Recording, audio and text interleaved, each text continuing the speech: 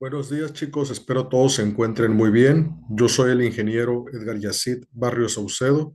El día de hoy los voy a estar acompañando una vez más en la materia Historia de la Arquitectura Mexicana. Bueno, para dar inicio con esta cápsula, la cápsula número 8, voy a proceder a compartirles mi pantalla para que puedan ver la presentación que les traigo preparado el día de hoy a todos ustedes. Ok, por ahí ya se está compartiendo mi presentación, entonces vamos a dar inicio con esta cápsula. Bueno, introducción. Durante el siglo XIX, la arquitectura mexicana experimentó una evolución significativa debido a las profundas transformaciones políticas, sociales y económicas que el país vivió tras la independencia. En este periodo, la expresión arquitectónica se convierte en el vehículo de poder con una fuerte relación entre la estética y la construcción de una identidad nacional. El estilo ecléctico, junto con la influencia de la Revolución Industrial y el auge del neoclásico, trajeron consigo cambios en la manera en la que se entendía y percibía la arquitectura, convirtiéndose en el reflejo no solo de la modernidad, sino también del prestigio y la autoridad. La evolución de la arquitectura de México no fue lineal, sino que estuvo marcada por la intervención de diversos estilos y movimientos que reflejaron tanto el progreso como las contradicciones sociales del siglo XIX. Bueno, para dar inicio con esta cápsula número 8, vamos a hablar sobre las expresiones arquitectónicas, el aspecto estético y la evolución de la arquitectura en México. Durante el siglo XIX, la arquitectura mexicana se convirtió en un espejo de las profundas transformaciones públicas, culturales y sociales que vivía el país. Tras la independencia, México comenzó a buscar una identidad propia en el arte y en la arquitectura, pero en esta búsqueda se desarrolló bajo la influencia constante de Europa. Es por ello que la expresión arquitectónica del siglo XIX es en muchos sentidos una síntesis entre la herencia colonial y los ideales modernos de una nación que aspiraba al progreso y a la civilización. En los primeros años del siglo, la arquitectura neoclásica dominó el panorama estético y nacional. Su lenguaje ordenado, racional y equilibrado fue adoptado como símbolo de la estabilidad y cultura. Este estilo, influido por los principios académicos franceses y por el pensamiento ilustrativo, representaron la razón, la ciencia y la idea de un nuevo orden social. Las fachadas limpias, las proporciones armónicas y el uso de columnas dóricas o jónicas que reflejaban una aspiración política, dejar atrás el pasado virreinal y construir un México moderno, educado y civilizado. Y esta fusión de estilos, pues es más que un capricho estético, fue una forma de expresar la complejidad de la cultura en México.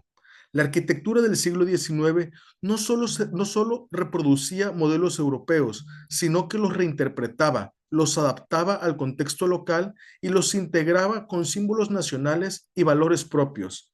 En las ciudades, las fachadas comenzaron a decorarse con motivos florales, con escudos de águilas y guirnaldas, relieves que exaltaban la identidad mexicana. Los edificios públicos como los teatros, los ayuntamientos o las escuelas se diseñaron como espacios monumentales que representaban el orgullo cívico y el poder del Estado.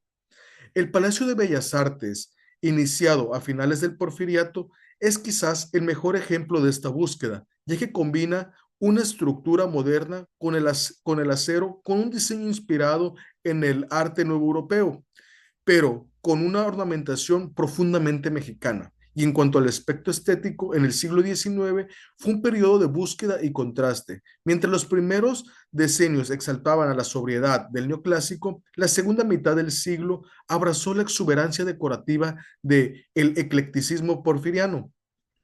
Ahora, este cambio no fue casual, ya que reflejaba un paso de una etapa de formación nacional a una de ostentación y modernización. Durante el porfiriato, la arquitectura se convirtió en una herramienta política y simbólica. El Estado utilizó el espacio urbano para proyectar una imagen de orden, de progreso y de elegancia, siguiendo el modelo de las grandes capitales europeas, avenidas amplias, bulevares arbolados y los palacetes afrancesados transformaron la fisionomía de las ciudades como la Ciudad de México, de Puebla o de Guadalajara. Y el aspecto estético también se vio influido por los nuevos materiales. El hierro, el vidrio, permitieron mayor riqueza en las estructuras, lo que dio paso a interiores más iluminados, a diseños más atrevidos. Las cúpulas de hierro, las marquesinas y las escaleras de herrería artística añadieron un toque de modernidad y sofisticación. Sin embargo, esta estética no fue puramente europea. En muchos casos se mezcló con la tradición artesanal mexicana, generando así una hibridación única que hoy distingue la arquitectura porfiriana. Y bueno, en este proceso, la evolución de la arquitectura mexicana del siglo XIX marcó un punto de inflexión histórico. De las construcciones de muros de carga y de piedras labradas del virreinato, se pasó al uso de sistemas estructurales metálicos, cimentaciones más profundas y materiales industrializados.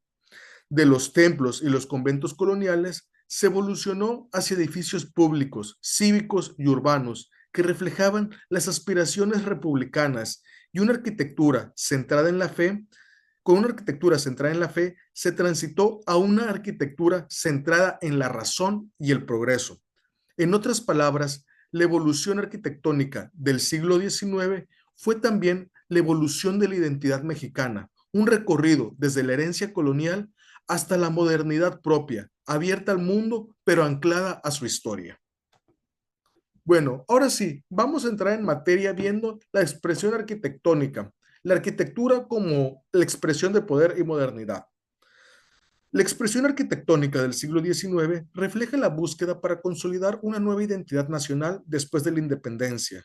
¿Pero cómo lo hace? Bueno, los edificios se diseñaron para mostrar la fortaleza del nuevo Estado mexicano y su apertura al progreso. La arquitectura ecléctica se convirtió en el espejo de un país que estaba transitado de una colonia a la modernidad. ¿Y cuáles son los estilos y cuáles fueron los estilos y la búsqueda de identidad nacional? Pues bueno, los estilos adoptados como el neoclásico y el ecléctico representaron no solo un gusto por el orden y la simetría y lo racional, sino que también sirvió como necesidad de proyectar una imagen moderna hacia el exterior, especialmente después de la independencia, que lo que buscaba México era situarse como una nueva nación, dar al mundo una parte como de que estamos avanzando, de desarrollo, de modernidad. Es lo que buscaba México en ese tiempo. Y ahora, en muchos edificios, especialmente en los edificios gubernamentales, se percibe una fuerte influencia en la arquitectura francesa y la inglesa, con una clara aspiración por formar parte de las naciones modernas y de la vanguardia europea. Y es por ello que, como podemos ver en esta imagen, que en México tenemos muchas calles de este estilo, que conservan este estilo europeo, pero a la vez con rasgos mexicanos, hechos con materiales pues de México o con las técnicas de construcción híbridas, contemplando cómo se hacía en Europa, pero también cómo se hacía en México. Bueno, ¿y cómo se fusionaron estos estilos de lo europeo a lo mexicano? Pues bien, el sincretismo arquitectónico, la arquitectura mexicana del siglo XIX adoptó el ecléctico, que permitió la combinación de diferentes estilos, pero creando edificios con una identidad propia, pero con fuertes influencias europeas. Elementos barrocos y neoclásicos coexistieron y se adaptaron a las condiciones locales, lo que produjo una arquitectura única. Y el uso de materiales locales, la incorporación de elementos indígenas como el uso de piedra volcánica, permitió que la arquitectura del siglo XIX tuviera un carácter mestizo.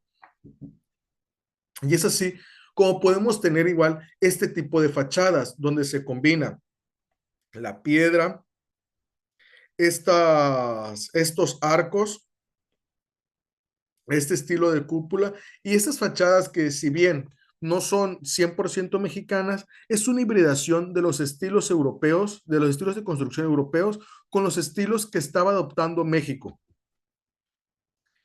¿Y cómo se vivió esta evolución arquitectónica en México? Pues bueno, tras la independencia, las primeras décadas del siglo XIX fueron un tiempo de inestabilidad.